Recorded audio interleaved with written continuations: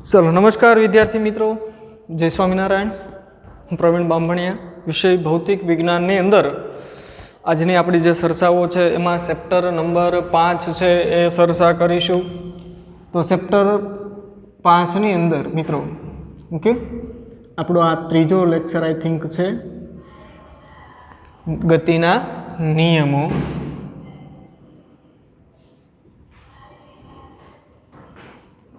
જેમાં ગતિ અંગેનો આપણે વાત કરી।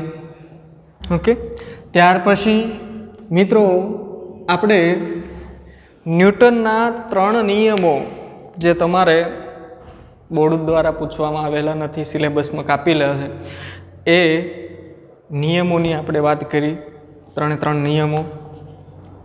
ત્યાર પછીનો જે ટોપિક હતો વેગમાનનું સંરક્ષણ એટલે શું, એ મિત્રો આપણે એ માહિતી મેળવા અગાઉમાં કે વેગમાન સંરક્ષણનો નિયમ છે એ ખરેખર ન્યૂટનના ગતિના બીજા નિયમ અને ત્રીજા નિયમનું એક સ્વરૂપ છે કે જ્યારે કોઈ પદાર્થ પોતાની પ્રારંભિક સ્થિતિમાં હોય ત્યારે તે પદાર્થ ઓકે એ પદાર્થના તંત્રનું વેગમાન શૂન્ય હોય અને પ્રક્રિયા પછી પણ એનું કુલ વેગમાન શૂન્ય રહે છે, જેમાં વેગમાનનું સંરક્ષણ થાય છે। સંરક્ષણ એટલે કે બચત થવી, એટલું ને એટલું જ રહે, પહેલાં પણ જેટલું હોય એટલું જ પછી પણ રહે, જેને આપણે વેગમાનનું સંરક્ષણ કીધું મિત્રો। તો હવે આપણે વાત કરીશું આજે એક બિંદુગામી બળો। ઓકે મિત્રો, આપણો જે ટોપિક છે એક બિંદુગામી બળો એટલે શું। ઓકે, બીજું કે આવા બળોની અસર હેઠળ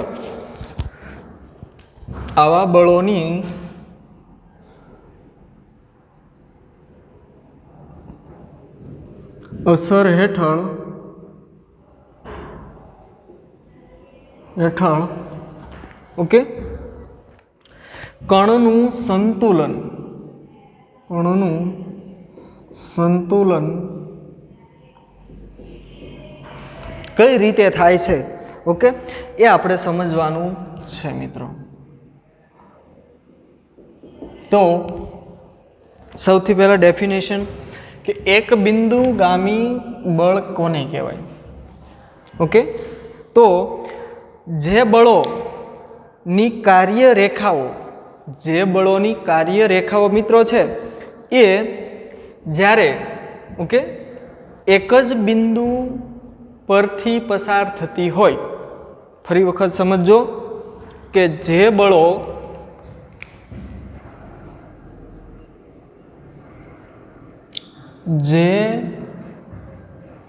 બળોની કાર્યરેખાઓ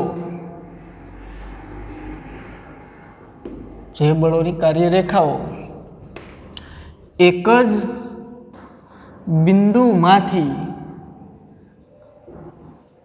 પસાર થતી હોય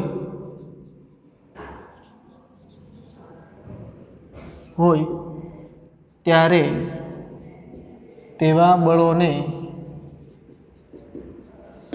આપણે નામ આપીશું મિત્રો એક બિંદુગામી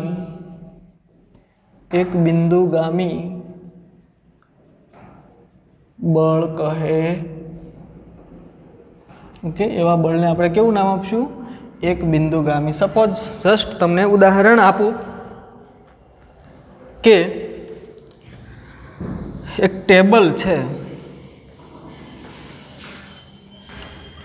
આ ટેબલ ઉપર એક પુસ્તક પડ્યું છે। ઓકે, હવે આ પુસ્તક છે એ નીચેની દિશામાં પોતાના દળના કારણે બળ લગાડે, વજન બળ જેને કહેવાય મિત્રો m/g જેટલું। ઓકે, અને એટલું જ બળ વિરુદ્ધ દિશામાં લાગે છે જેને આપણે લંબ બળ કહેવાય,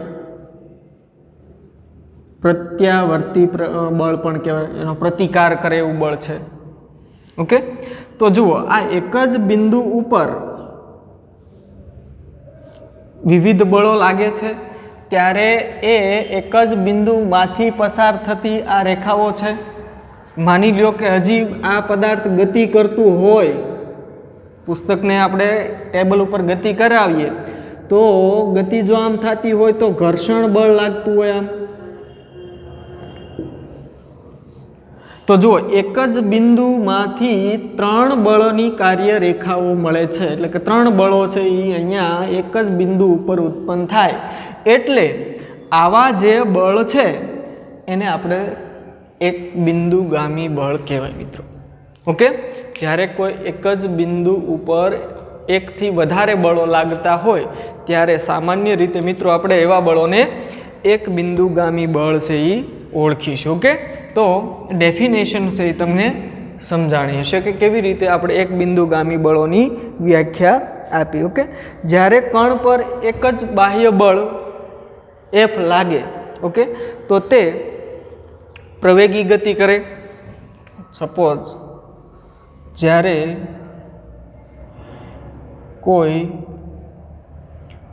કણ પર એક જ બળ લાગે ત્યારે તે પ્રવેગી ગતિ કરે. ઓકે, માની લો કે કોઈ એક પદાર્થ હોય એને તમે ખાલી એક જ દિશાનું બળ લગાડો, એ બિંદુ ઉપર એક જ બળ લાગતું હોય તો એ ગતિ કરતો હોય પદાર્થ. પણ સપોઝ જ્યારે એક બિંદુ પર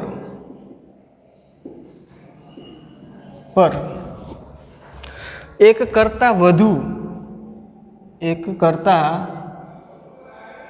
વધુ બળો લાગે ત્યારે પદાર્થ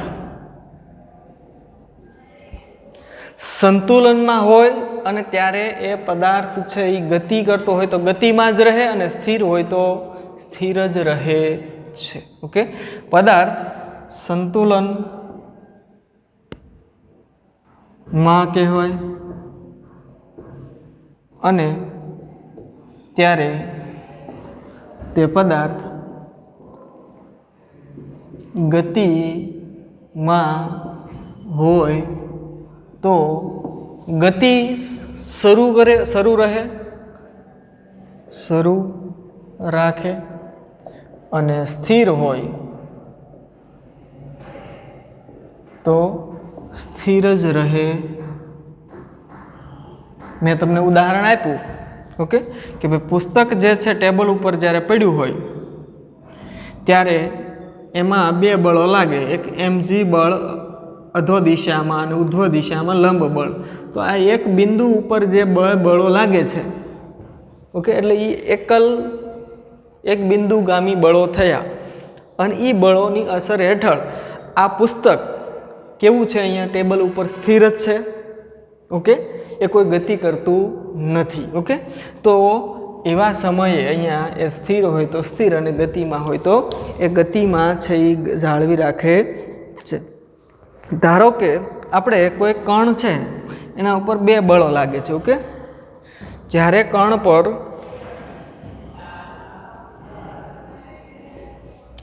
પર F1 અને F2 એમ 2 બળો, ઓકે, 2 બળો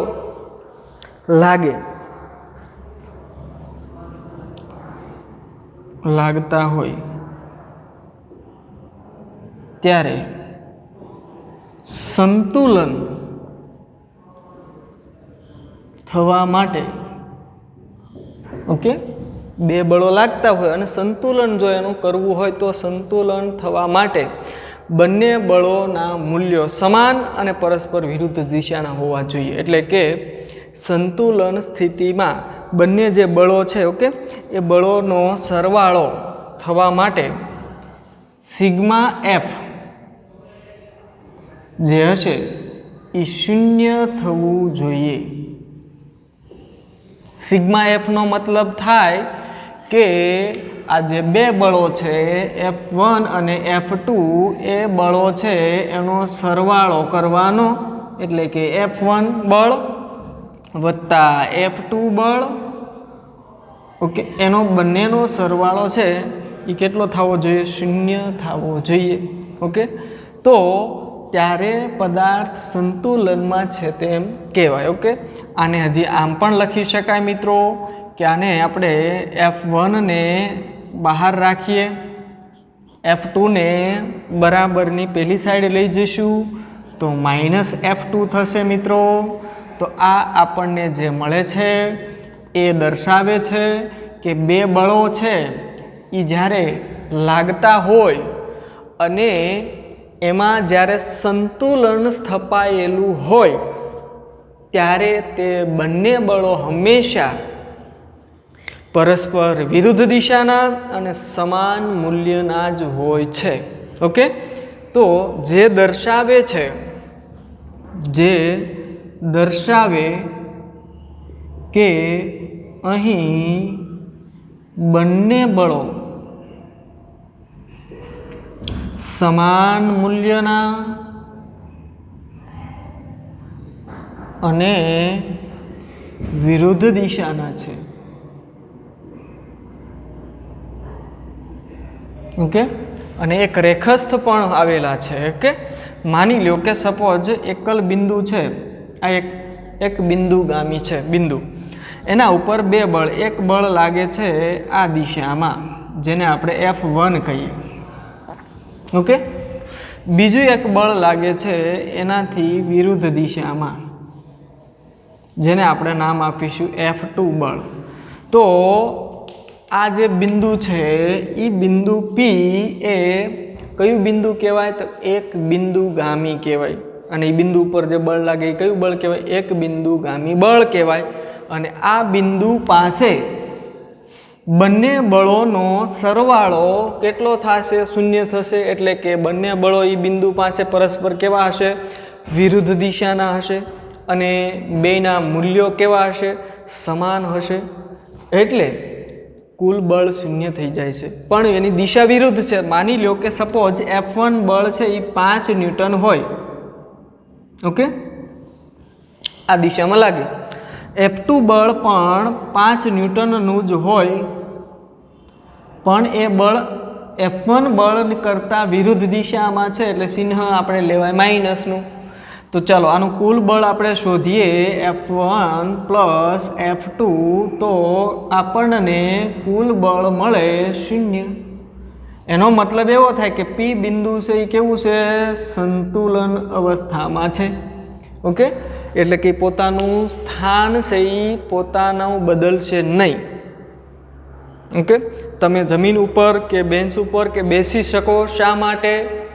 કારણ કે તમે જ્યારે બેન્ચ ઉપર બેઠા હો, ખુરશી ઉપર બેઠા હો કે ઊભા હો જમીન ઉપર, ત્યારે તમારું જે શરીર છે એનું કંઈક દળ હશે અને દળના કારણે કંઈક વજન બળ લાગશે અધો દિશામાં. એટલું બળ જો જમીન વડે તમારી તરફ ઉધ્વ દિશામાં લાગે નહીં તો શું થાત? તમે જમીનમાં ખૂતી જાત. આવું થાય છે ક્યારે? હા, કાદવમાં જાઓ તો ખૂતી જાઓ, એ સ્વાભાવિક છે. Okay, no doubt. પણ તમે જો જમીન કડક હોય, ટેબલ બેન્ચ હોય, એના ઉપર ઊભા રહો તો તમે સંતુલનમાં છો. ઓકે, એનો મતલબ એવો થાય કે તમારા વજન વડે જે કે દળ વડે જે વજન બળ અધો દિશામાં લાગે છે એનો વિરોધ કરતું એટલું જ બળ ઉધ્વ દિશામાં લાગે છે. અને આ બંને બળો પરસ્પર વિરુદ્ધ દિશાના સમાન મૂલ્યના છે, એટલે કુલ બળ 0 બની જાય છે. ત્યારે તમે સંતુલન અવસ્થામાં છો. ઓકે, ત્યારે તમે નથી ઉપર તરફ ઉડતા કે નથી જમીનમાં ખૂતી જતા. ક્યારે એવું થયું કે ચાલો અહીંથી નીચેથી જમીન વડે બળ વધારે લાગવા માંડ્યું? આવું ચાલુ થાય તો આપણે વિમાનની જરૂર ન પડત, ઉડતા હોત નહીં. એટલે અહીંયા શું થાય છે કે આ બંને બળો સમાન મૂલ્યના અને પરસ્પર વિરુદ્ધ દિશાના અને પાછા એક રેખસ્થ હોવા જોઈએ. એક રેખસ્થ ન હોય તો પણ એ એક બિંદુગામી બળ કહેવાય નહીં. સપોઝ તમને ઉદાહરણ આપું કે ભાઈ એક રેખસ્થ કોને ન કહેવાય? તમે બધા સાયકલ ચલાવો છો, ઓકે? આ સાયકલ છે એની અંદર કંઈક આવી મેથડ હોય. સપોઝ આ હેન્ડલ છે એનો વચ્ચેનો ભાગ છે, આ તમારે પકડવાના બે હેન્ડલના ઓલા, ઓકે? આગળનો જે ભાગ છે ને, સ્કૂટરમાં હોય, સાયકલમાં હોય, આપણે તમને સાયકલ હાંકી હોય એટલે સાયકલનું કહું ઉદાહરણ, ભાઈ જે આવડતું હોય એ કહેવાય. એટલે સાયકલનો હેન્ડલ છે. તમારે સપોઝ સાયકલને છે એ લેફ્ટ સાઈડમાં વાળવી છે, ઓકે? લેફ્ટ સાઈડમાં શું કરવી છે? વાળવી હોય તો શું કરવું પડે? તમારે આ બંને હેન્ડલ ઉપર કંઈક બળો લગાડવા પડે. માની લો કે સપોઝ આને જે બળ લગાડશો ને તમે, એ આ દિશામાં લાગશે. જોજો અહીંયા ખાસ ધ્યાન આપશો, F1 જેટલું બળ. અને આ હેન્ડલ ઉપર જે બળ લગાડશો ને તમે, એ આ દિશામાં બળ લગાડશો, F2 જેટલું બળ. આવી રીતે, રેડી ને? આ રીતે બળ લગાડશો એટલે તો જ હેન્ડલ છે લેફ્ટ સાઈડમાં વળશે. ક્યારેય તમારે લેફ્ટ સાઈડમાં વાળવું હોય ને જમણી બાજુ ફૂલ બળ લગાડો નીચે તરફ અને આને આમ લગાડો તો ડાબી બાજુને બદલે જમણી બાજુ વળાઈ જાય. તો આવા બળો છે એ જુઓ કે અહીંયા F1 બળ અને F2 બળ વચ્ચે કંઈક લંબ અંતર છે. એટલે આવા બળો ભલે સમાન મૂલ્યના હોય પણ એક રેખસ્થ નથી, એટલે અહીંયા સંતુલન છે એ જળવાશે નહીં, ઓકે? તો મિત્રો આપણે બે બળોની વાત કરી કે બે બળો જ્યારે એક રેખાસ્થ હોય ત્યારે તેઓ સંતુલન છે એ સ્થાપે છે, ત્યારે તેના બંને બળો છે એ હંમેશા પરસ્પર વિરુદ્ધ અને સમાન મૂલ્યના હોય છે. સપોઝ છે 3 બળો હોય, જ્યારે કણ પર F1 બળ, F2 બળ અને F3 એમ 3 બળો લાગતા હોય ત્યારે તેમનું વચ્ચે સંતુલન થવા માટે કોઈ બે બળો છે એનો સરવાળો ત્રીજા બળ જેટલો થવો જોઈએ. માની લો કે અહીં હું આવી રીતે કહું કે એમાં કન્ડિશન તો આ જ હોવી જોઈએ મિત્રો. શું? તો કે સિગ્મા F બરાબર 0 હોવું જોઈએ, ઓકે? આ કન્ડિશન બધા માટે લાગુ પડે છે. બે બળો હોય તો પણ એનો કુલ બળ 0 થવું જોઈએ, 3 બળ હોય તો પણ 0 થવું જોઈએ. 3 બળ હોય તો આમ લખાય કે ભાઈ F1 બળનો સરવાળો F2 સાથે, એનો સરવાળો F3 સાથે, એટલે કે ત્રણેય બળોનો સરવાળો 0 થવો જોઈએ. જો આમાંથી આપણે આવું કંઈક કરીએ તો આમ થાય કે ભાઈ F3 ને કરતા બનાવી દઈએ તો આ F1 પ્લસ F2 બરાબરની પહેલી સાઈડ જાય તો બે માઇનસ થાય, એટલે માઇનસની નિશાની કોમન કાઢી લેવાય, એટલે માઇનસ F1 પ્લસ F2 થાય. આનો મતલબ એવો થાય કે F1 F2 બંને બળો જ્યારે લાગે છે એ બંને બળોનો સરવાળો કરવાથી જે બળ મળ્યું F1 પ્લસ F2 કુલ બળ, એ બળ આ F3 બળને કેવું છે? વિરુદ્ધ છે. સપોઝ દાખલા તરીકે હું અહીં આકૃતિ દોરું, તે એક બિંદુ છે. આ બિંદુ ઉપર એક બળ છે એ આ દિશામાં લાગે છે, સપોઝ એને આપણે F1 બળ કહીએ. બીજું એક બળ છે એ દાખલા તરીકે આ દિશામાં લાગે છે, જેને આપણે F2 બળ કહીએ. હવે F1 બળ અને F2 બળ છે એ આ બિંદુએ જ્યારે લાગતા હોય ત્યારે એ બંનેનો પરિણામી બળ સમાંતર બાજુ ચતુષ્કોણના રીતથી મેળવાય. કેવી રીતે? જુઓ તો કે અહીંયા આપણે એક સમાંતર બાજુ ચતુષ્કોણ છે એ બનાવી દેવાનું, ઓકે? આને આપણે F2 કહીશું અને ઉપરનું બળ F1 પણ કહેવાય, ઓકે? એને જે જોડી દો તમે, એના વિકર્ણોને જોડી દો એટલે આ એનું વિકર્ણ થાય, ઓકે? આ જોડી દીધો વિકર્ણ. તો આ વિકર્ણ જે છે એ આપણને બધાને ખ્યાલ છે સમાંતર બાજુ ચતુષ્કોણમાં આ જે વિકર્ણ છે એ F1 અને F2 બળોનો સરવાળો બતાવે છે. રેડી? આ F1 વત્તા F2. તો F3 જે બળ હશે એ આ દિશામાં હશે. F3 બળ કઈ દિશામાં હશે? નીચેની દિશામાં. તો O બિંદુ પાસે આપ જોઈ શકો છો કે આ બંને બળો જે છે એ બંને બળો જેટલું જ બળ F3 કઈ દિશામાં લગાડે છે? તો કે વિરુદ્ધ દિશામાં લગાડે છે. પણ બંને વિરુદ્ધ દિશામાં હોય તો આના મૂલ્ય જેટલું થઈ જાય, પણ દિશા જુદી છે એટલે ઋણનો સિમ્બોલ છે આપણે વાપરેલો છે. ઓકે મિત્રો, તો આવા 3 બળો માટે પણ આપણે વિચારી શકાય. ઓકે, અને આમ કોઈ પણ 2 બળો હોય તો એ બંને બળો માટે સંતુલન જો આપણે મેળવવું હોય તો એના માટે આ રીતે કરી શકાય. ઓકે, આમ 2, 3 કે તેથી વધુ બળો માટે સિગ્મા F શૂન્ય થાય તેવી રીતે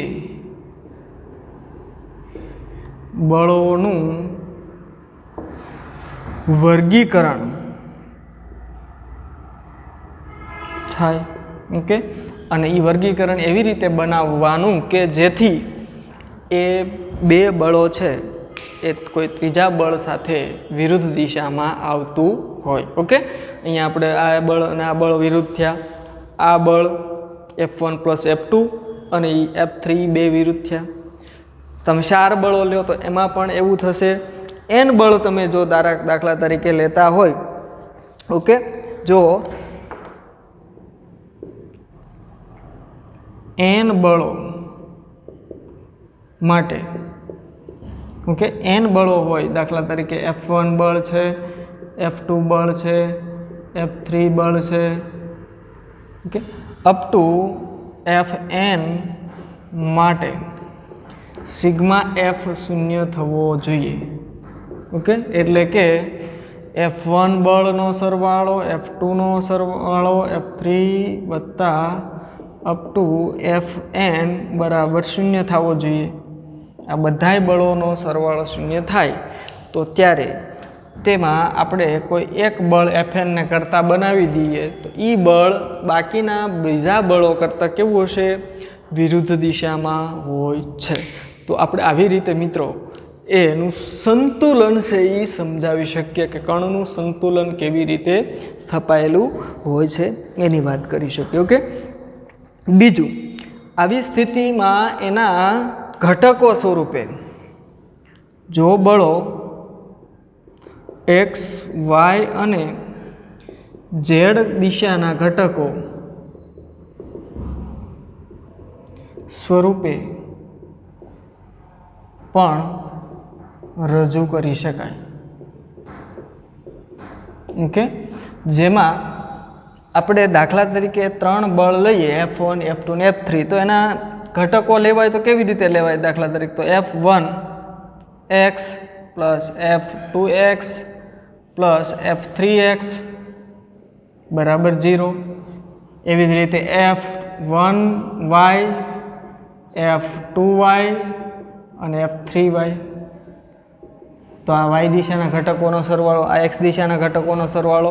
એવી જ રીતે F1z plus F2z plus F3z બરાબર 0. તો આ ઘટકો સ્વરૂપે પણ આપણે એનો સરવાળો કરી અને એને 0 બનાવીએ તો મિત્રો આપણે એનું સંતુલન છે એ સ્થાપી શકીએ છીએ. ઓકે, આમ વિશ્વમાં જે કંઈ બળો લાગે છે એ હંમેશા કંઈક ને કંઈક અંશે સંતુલન સ્થાપવાનો પ્રયત્ન કરતા હોય છે. ક્યારે એવું જોયું કે બેન્ચ ક્લાસરૂમમાંથી છે પોતાના મેળે ગતિ કરીને બીજા ક્લાસમાં જતી રહી? નો થાય. વાય? તો કે અહીંયા એવું કોઈ બળ નથી લાગતું, કારણ કે એ પદાર્થ સંતુલન સ્થિતિમાં છે, બેન્ચનું જેટલું વજન છે એટલું વજન છે એ નીચે તરફ લાગતું હશે ત્યારે એનો વિરોધ કરતું પ્રતિક્રિયા બળ ઉધ્વ દિશામાં લાગે છે, એટલા માટે એ સંતુલન સ્થિતિમાં હોય છે મિત્રો. ઓકે, હવે આપણી આસપાસ અસંખ્ય ઉદાહરણો છે જોવા મળે કે જે સંતુલન સ્થાપે. તો મિત્રો આપણે અહીંયા એક બિંદુગામી બળો અને એનું સંતુલન કેવી રીતે સ્થાપી શકાય એની વાત કરી. એમાં ઉદાહરણો મેં તમને વચ્ચે વચ્ચે આપ્યા છે, એ ઉદાહરણો લઈ શકો અને તમારી આસપાસ પણ ઘણા ઉદાહરણો તમે જોઈ શકશો. ઓકે મિત્રો, તો હવે આપણે એના પછીના લેક્ચરની અંદર ઘર્ષણ અથવા તો વિવિધ બળો છે એની વાત કરવાના છીએ મિત્રો. નમસ્કાર.